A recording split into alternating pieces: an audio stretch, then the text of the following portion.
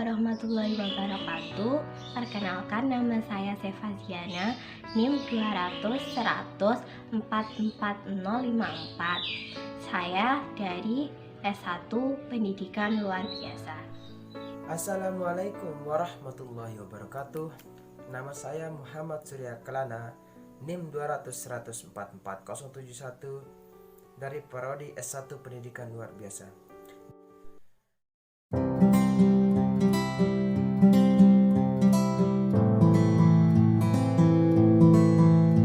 Kesulitan belajar berasal dari dua kata, yaitu kesulitan dan belajar.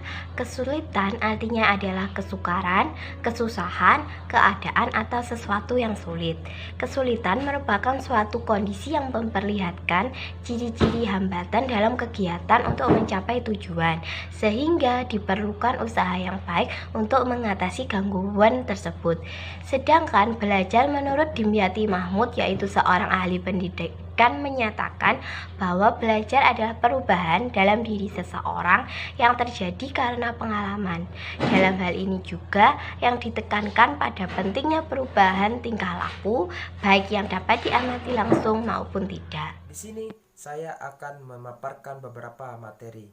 Yang pertama, tentang ciri-ciri anak kesulitan belajar. Seseorang anak dengan kesulitan belajar juga dapat menentukan satu atau lebih dari ciri-ciri dan karakteristik anak kesulitan belajar sebagai berikut, yaitu perilaku yang tidak menentu, beberapa tanggapan yang tidak tepat di sekolah atau situasi sosial.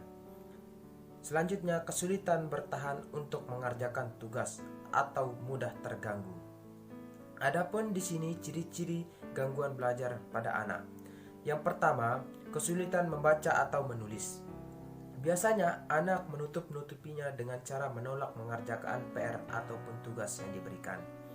Yang kedua, kesulitan menghitung atau mengerjakan soal, terutama pada pelajaran matematika. Yang ketiga, sangat mudah lupa. Yang keempat, tidak bisa menjaga konsentrasi atau terlalu fokus pada satu hal tertentu sampai tidak bisa diajak bicara. Kesulitan belajar. Faktor yang menyebabkan terjadinya anak kesulitan belajar dibagi menjadi dua.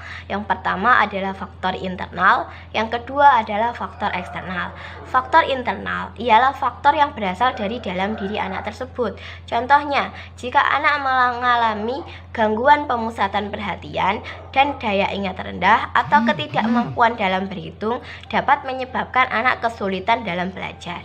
Yang kedua adalah faktor eksternal. Faktor eksternal dibagi menjadi tiga. Yang pertama adalah faktor keluarga. Keluarga adalah lingkungan pertama yang paling berpengaruh terhadap kehidupan anak. Keluarga adalah yang pertama kali mencetak bagaimana kepribadian anak tersebut. Dalam lingkungan keluarga yang dapat mempengaruhi faktor kecerdasan atau hasil belajar pada anak ialah cara mendidik anak tersebut, relasi antar keluarga, suasana rumah, keadaan ekonomi keluarga, pengertian orang tua, serta latar belakang kebudayaan. Yang kedua adalah faktor sekolah. Sekolah merupakan tempat belajar setelah keluarga dan masyarakat sekitar. Faktor lingkungan sekolah dapat mempengaruhi kesulitan belajar anak, seperti guru, metode mengajar, instrumen, fasilitas, kurikulum sekolah, relasi guru dan anak, relasi antar anak, disiplin sekolah, pelajaran, dan waktu, serta standar pelajaran dapat mempengaruhi anak mengalami kesulitan belajar atau tidak. Yang ketiga ialah faktor masyarakat. Maksud dari faktor masyarakat adalah bagaimana anak tersebut berinteraksi dengan lingkungan masyarakat.